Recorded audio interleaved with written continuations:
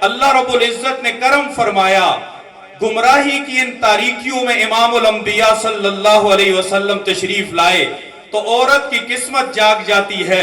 امام الانبیاء صلی اللہ علیہ وسلم نے عورت کو حق دینا شروع کیا تو ماں جس دھرتی پہ کھڑی ہے، میرے نبی نے فرمایا کہ اگر تم نے جنت میں جانا ہے تو تمہیں جنت میں جانے کے لیے ماں کے قدموں کے نیچے سے ہو کے جانا پڑے گا۔ عورت کو بہن ہونے کی حیثیت سے حق ملا، عورت کو بیٹی ہونے کی حیثیت سے حق ملا، عورت کو بیوی ہونے کی حیثیت سے حق ملا۔ اس دھرتی پہ جہاں عورت جینے کا حق مانگ رہی تھی، اسے زندگی جینے کا حق نہیں تھا، امام الانبیاء صلی اللہ علیہ وسلم نے اسے سب سے پہلا حق کے حیات دیا، حق کے زندگی دیا۔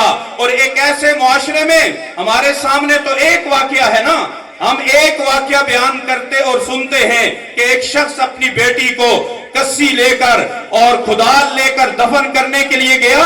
آؤ ذرا دیکھیے کہ میرے نبی نے کتنی بچیوں کو زندگی بخشی، کتنی عورتوں کو حق کے حیات دیا۔